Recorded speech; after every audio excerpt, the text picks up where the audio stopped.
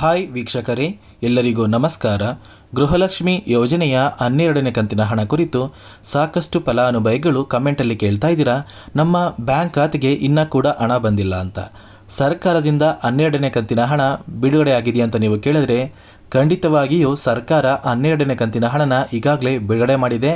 ಸುಮಾರು 2ರಿಂದ 3 ಲಕ್ಷ ಫಲಾನುಭವಿಗಳ ಬ್ಯಾಂಕ್ ಖಾತೆಗೆ 12ನೇ ಕಂತಿನ ಹಣ ಜಮಾ ಆಗಿದೆ. ನಾನು ನಿಮಗೆ 12ನೇ ಕಂತಿನ ಹಣ ಜಮಾ ಆಗಿರೋದಕ್ಕೆ ವಿತ್ ಪ್ರೂಫ್ ಮೂಲಕ ಮಾಹಿತಿನ ಕೊಡ್ತಾ ಇದ್ದೀನಿ. ಅದೇ ರೀತಿ ಸಚಿವೆ ಲಕ್ಷ್ಮೀ ಹೆಬ್ಬಾಳ್ಕರ್ ಅವರು ಪ್ರತಿಯೊಂದು ಫಲಾನುಭವಿಗಳಿಗೆ ಒಂದು ಮುಖ್ಯವಾದ ಮಾಹಿತಿನ ಕೊಟ್ಟಿದ್ದಾರೆ ಮತ್ತು ನಾಳೆ ಕರ್ನಾಟಕದ ಯಾವ ಜಿಲ್ಲೆಗಳಿಗೆ ಹಣ ಬರ್ತಾ ಇದೆ ಅಂತ ಕೂಡ ನಿಮಗೆ ತಿಳಿಸ್ಕೊಡ್ತಾ ಇದ್ದೀನಿ. ಅದಕ್ಕಿಂತ ಮೊದಲು ವಿಡಿಯೋ ನೋಡ್ತಾ ಇರುವ ಪ್ರತಿಯೊಬ್ಬರ ಹತ್ರ ಕೂಡ ಒಂದು ಚಿಕ್ಕ ರಿಕ್ವೆಸ್ಟ್ ಇದೆ. ನೋಡಿ ಸ್ನೇಹಿತರೆ, ನೀವೇನಾದ್ರೂ ಇನ್ನೂ ಸಹ ನನ್ನ ಚಾನಲ್ನ ಸಬ್ಸ್ಕ್ರೈಬ್ ಆಗಿಲ್ಲ ಅಂದರೆ ದಯವಿಟ್ಟು ಪ್ರತಿಯೊಬ್ಬರೂ ಚಾನಲ್ನ ಸಬ್ಸ್ಕ್ರೈಬ್ ಮಾಡ್ಕೊಳ್ಳಿ, ಹಾಗೆ ವಿಡಿಯೋಗೆ ಒಂದು ಲೈಕ್ನ ಕೊಡಿ. ಹೌದು ವೀಕ್ಷಕರೇ, ಪ್ರತಿನಿತ್ಯವೂ ಕೂಡ ಸಾಕಷ್ಟು ಫಲಾನುಭವಿಗಳು 12ನೇ ಕಂತಿನ ಹಣ ನಮ್ಮ ಬ್ಯಾಂಕ್ ಖಾತೆಗೆ ಜಮಾ ಆಗಿಲ್ಲ ಅಂತ ಕಮೆಂಟ್ನ ಮಾಡ್ತಾ ಇದ್ದೀರಾ. ಹಾಗಾದರೆ ಸರ್ಕಾರದಿಂದ 12ನೇ ಕಂತಿನ ಹಣ ಬಿಡುಗಡೆ ಆಗಿದೆ ಅಂತ ನೀವು ಕೇಳಬಹುದು. ಹೌದು ವೀಕ್ಷಕರೇ, ಸರ್ಕಾರದಿಂದ 12ನೇ ಕಂತಿನ ಹಣ ಜಮಾ ಆಗಿದೆ. ನಾನು ನಿಮಗೆ ವಿತ್ ಪ್ರೂಫ್ ಮೂಲಕ ಈ ಒಂದು ಮಾಹಿತಿನ ಕೊಡ್ತಾ ಇದ್ದೀನಿ. ಸಾಕಷ್ಟು ಫಲಾನುಭವಿಗಳು ಸುಮಾರು 3ರಿಂದ 4 ಲಕ್ಷ ಫಲಾನುಭವಿಗಳ ಬ್ಯಾಂಕ್ ಖಾತೆಗೆ ಈಗಾಗಲೇ 12ನೇ ಕಂತಿನ ಹಣ ಜಮಾ ಆಗಿದೆ. ನನ್ನ ವಿಡಿಯೋಗೆ ಕೆಲವೊಂದು ಸಬ್ಸ್ಕ್ರೈಬರ್ಗಳು ಕಮೆಂಟ್ನ ಕೂಡ ಮಾಡಿದ್ದಾರೆ. ಅವರ ಬ್ಯಾಂಕ್ ಖಾತೆಗೆ ಗೃಹಲಕ್ಷ್ಮಿ ಯೋಜನೆಯ 12ನೇ ಕಂತಿನ ಹಣ ಬಂದಿದೆ ಅಂತ ಕಮೆಂಟ್ನ ಮಾಡಿದ್ದಾರೆ. ನೀವು ಇವಾಗ ಆ ಒಂದು ಕಮೆಂಟ್ನ ಕೂಡ ನೋಡ್ಬೋದು. ನೋಡಿ ವೀಕ್ಷಕರೇ, ಇಲ್ಲಿ ಸರ್ಕಾರದಿಂದ 12ನೇ ಕಂತಿನ ಹಣ ಬಿಡುಗಡೆ ಆಗಿರೋದು ಖಂಡಿತವಾಗಿಯೂ ನಿಜ. ಯಾವುದೇ ರೀತಿಯ ಒಂದು ಸುಳ್ಳು ಮಾಹಿತಿನ ಕೊಡುವಂತಹ ಅವಶ್ಯಕತೆ ಇಲ್ಲ. ಸಚಿವೆ ಲಕ್ಷ್ಮೀ ಹೆಬ್ಬಾಳ್ಕರ್ ಅವರೇ ಈ ಹಿಂದೆ ತಿಳಿಸಿದ್ರು, ಫಲಾನುಭವಿಗಳ ಬ್ಯಾಂಕ್ ಖಾತೆಗೆ ಒಟ್ಟು 2 ಕಂತಿನ ಹಣನ ನಾವು ಜಮಾ ಮಾಡ್ತೀವಿ ಅಂತ. ಆದರೆ ಕೆಲವೊಂದು ಸಮಸ್ಯೆಯಿಂದ ಕೇವಲ 12ನೇ ಕಂತಿನ ಹಣ ಮಾತ್ರ ಫಲಾನುಭವಿಗಳ ಬ್ಯಾಂಕ್ ಖಾತೆಗೆ ಜಮಾ ಆಗಿದೆ. 13ನೇ ಕಂತಿನ ಹಣ ಕೆಲವು ದಿನಗಳ ನಂತರ ಪ್ರತಿಯೊಂದು ಫಲಾನುಭವಿಗಳಿಗೆ ಜಮಾ ಆಗುತ್ತೆ. ಅದೇ ರೀತಿ ಸರ್ಕಾರದಿಂದ ಮತ್ತೊಂದು ಮುಖ್ಯವಾದ ಮಾಹಿತಿನ ಕೊಟ್ಟಿದ್ದಾರೆ. ಈ ಬಾರಿ 12ನೇ ಕಂತಿನ ಹಣ ಏನಿದೆ, ಆ ಒಂದು ಹಣ ಪ್ರತಿಯೊಂದು ಫಲಾನುಭವಿಗಳಿಗೂ ಆದಷ್ಟು ಬೇಗ ಜಮಾ ಮಾಡ್ತೀವಿ. ಯಾಕಂದರೆ ಸರ್ಕಾರ ಇನ್ನೂ ಕೂಡ ಆಗಸ್ಟ್ ತಿಂಗಳ 13ನೇ ಕಂತಿನ ಹಣನ ಪೆಂಡಿಂಗ್ ಇಟ್ಕೊಂಡಿದೆ. ಅಂದರೆ ಫಲಾನುಭವಿಗಳ ಬ್ಯಾಂಕ್ ಖಾತೆಗೆ ಒಟ್ಟು 4,000 ಹಣನ ಜಮಾ ಮಾಡಬೇಕು. ಕೆಲವೊಂದು ಸಮಸ್ಯೆಯಿಂದ 4,000 ಹಣ ಒಟ್ಟಿಗೆ ಜಮಾ ಆಗ್ತಾ ಇಲ್ಲ. ನಿಮ್ಮ ಬ್ಯಾಂಕ್ ಖಾತೆಗೆ ಮೊದಲು 12ನೇ ಕಂತಿನ ಹಣ ಜಮಾ ಆಗಿ ನಂತರ 13ನೇ ಕಂತಿನ ಹಣ ಜಮಾ ಆಗುತ್ತೆ.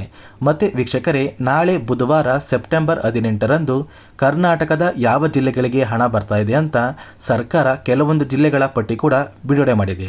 ಆ ಒಂದು ಜಿಲ್ಲೆಗಳ ಹೆಸರು ಏನು ಅಂದರೆ, ಮೊದಲಿಗೆ ಬೆಂಗಳೂರು ನಗರ, ಬೆಂಗಳೂರು ಗ್ರಾಮಾಂತರ, ಬಾಗಲಕೋಟೆ, ಬೆಳಗಾವಿ, ಬಳ್ಳಾರಿ, ಬೀದರ್, ವಿಜಯನಗರ, ಚಿಕ್ಕಬಳ್ಳಾಪುರ, ಚಿಕ್ಕಮಗಳೂರು, ಚಿತ್ರದುರ್ಗ, ದಕ್ಷಿಣ ಕನ್ನಡ, ದಾವಣಗೆರೆ, ಧಾರವಾಡ, ಗದಗ, ಕಲಬುರಗಿ, ಹಾಸನ, ಹಾವೇರಿ, ಕೊಡಗು, ಕೋಲಾರ, ಕೊಪ್ಪಳ, ಮಂಡ್ಯ, ಮೈಸೂರು, ರಾಮನಗರ, ರಾಯಚೂರು, ಶಿವಮೊಗ್ಗ, ತುಮಕೂರು, ಉಡುಪಿ, ಉತ್ತರ ಕನ್ನಡ, ಯಾದಗಿರಿ ಮತ್ತು ಬಿಜಾಪುರ. ಈ ಜಿಲ್ಲೆಯ ಪ್ರತಿಯೊಂದು ಫಲಾನುಭವಿಗಳಿಗೆ ಸರ್ಕಾರದಿಂದ ಗೃಹಲಕ್ಷ್ಮಿ ಯೋಜನೆಯ 12ನೇ ಕಂತಿನ ಹಣ ನಾಳೆ ಬುಧವಾರ ಅಂದರೆ ಸೆಪ್ಟೆಂಬರ್ 18ರಂದು ಜಮಾ ಆಗಲಿದೆ. ಮತ್ತೆ ವೀಕ್ಷಕರೇ, ಒಂದೇ ದಿನದಲ್ಲಿ ಪ್ರತಿಯೊಂದು ಫಲಾನುಭವಿಗಳಿಗೂ ಹಣ ಜಮಾ ಆಗೋದಿಲ್ಲ. ಹಂತ ಹಂತವಾಗಿ ಪ್ರತಿಯೊಂದು ಫಲಾನುಭವಿಗಳಿಗೂ ಸರ್ಕಾರ ಹಣನ ಜಮಾ ಮಾಡ್ತಾರೆ. ಗೃಹಲಕ್ಷ್ಮಿ ಯೋಜನೆಯ ಪ್ರತಿಯೊಂದು ಫಲಾನುಭವಿಗಳ ಬ್ಯಾಂಕ್ ಖಾತೆಗೆ ಹಣ ಜಮಾ ಆಗಬೇಕು ಅಂದರೆ ಸುಮಾರು 15 ದಿನಗಳ ಕಾಲಾವಕಾಶ ಬೇಕಾಗುತ್ತೆ. ಅದೇ ರೀತಿ ಈ ಬಾರಿ ಗೃಹಲಕ್ಷ್ಮಿ ಯೋಜನೆಯ 12ನೇ ಕಂತಿನ ಹಣ ಸುಮಾರು 2 ಲಕ್ಷ ಫಲಾನುಭವಿಗಳ ಬ್ಯಾಂಕ್ ಖಾತೆಗೆ ಜಮಾ ಆಗ್ತಾ ಇಲ್ಲ. ಸರ್ಕಾರದಿಂದ ಬಂದಿರುವಂತಹ ಒಂದು ಮಾಹಿತಿಯ ಪ್ರಕಾರ ಈ ಗವರ್ನರ್ ಕಡೆಯಿಂದ ಸುಮಾರು 2 ಲಕ್ಷ ಫಲಾನುಭವಿಗಳ ಒಂದು ಪಟ್ಟಿನ ರೆಡಿ ಮಾಡಿದ್ದಾರೆ. ಈ 2 ಲಕ್ಷ ಫಲಾನುಭವಿಗಳು ಗೃಹಲಕ್ಷ್ಮಿ ಯೋಜನೆಯ 2,000 ಹಣ ಪಡೆಯೋದಕ್ಕೆ ಅರ್ಹರಲ್ಲ ಅಂತ ಸರ್ಕಾರದಿಂದ ಒಂದು ಪಟ್ಟಿ ಕೂಡ ರೆಡಿಯಾಗಿದೆ. ಗೃಹಲಕ್ಷ್ಮಿ ಯೋಜನೆಯಲ್ಲಿ ಸುಮಾರು 1,23,00,000 ಫಲಾನುಭವಿಗಳು ಇಲ್ಲಿಯವರೆಗೂ ಪ್ರತಿ ತಿಂಗಳು 2,000 ಹಣನ ಪಡ್ಕೋತಾ ಇದ್ರು. ಇದೀಗ ಗೃಹಲಕ್ಷ್ಮಿ ಯೋಜನೆಯ ಒಟ್ಟು ಫಲಾನುಭವಿಗಳಲ್ಲಿ 2 ಲಕ್ಷ ಫಲಾನುಭವಿಗಳ ಒಂದು ಹೆಸರನ್ನ ರಿಮೂವ್ ಮಾಡಿದ್ದಾರೆ. ಅಂದರೆ ಈ 2 ಲಕ್ಷ ಫಲಾನುಭವಿಗಳಿಗೆ ಯಾವುದೇ ರೀತಿಯ ಗೃಹಲಕ್ಷ್ಮಿ ಯೋಜನೆಯ 2,000 ಹಣ ಇನ್ನು ಮುಂದೆ ಬರೋದಿಲ್ಲ ಅಂತ ಸರ್ಕಾರ ಒಂದು ಮಾಹಿತಿನ ಕೊಟ್ಟಿದೆ. ಅದೇ ರೀತಿ ಸಾಕಷ್ಟು ಫಲಾನುಭವಿಗಳಿಗೆ ಈಗಾಗಲೇ ಗೃಹಲಕ್ಷ್ಮಿ ಯೋಜನೆಯ 11ನೇ ಕಂತಿನ ಹಣ ಪೆಂಡಿಂಗ್ ಇದೆ. ಒಂದು ವೇಳೆ ನಿಮ್ಮ ಬ್ಯಾಂಕ್ ಖಾತೆಗೆ ಇನ್ನೂ ಸಹ 11ನೇ ಕಂತಿನ ಹಣ ಬಂದಿಲ್ಲ ಅಂದರೆ ಮುಂದಿನ 4 ದಿನಗಳಲ್ಲಿ ಪ್ರತಿಯೊಂದು ಫಲಾನುಭವಿಗಳಿಗೂ ಪೆಂಡಿಂಗ್ ಇರುವ 11ನೇ ಕಂತಿನ ಹಣ ಜಮಾ ಆಗುತ್ತೆ. ಅದೇ ರೀತಿ ಸಾಕಷ್ಟು ಫಲಾನುಭವಿಗಳಿಗೆ ಇನ್ನೂ ಕೂಡ 2 ಅಥವಾ 3 ಕಂತಿನ ಹಣ ಪೆಂಡಿಂಗ್ ಇದೆ ಅಂತ ಹೇಳ್ತಾ ಇದ್ದೀರಾ.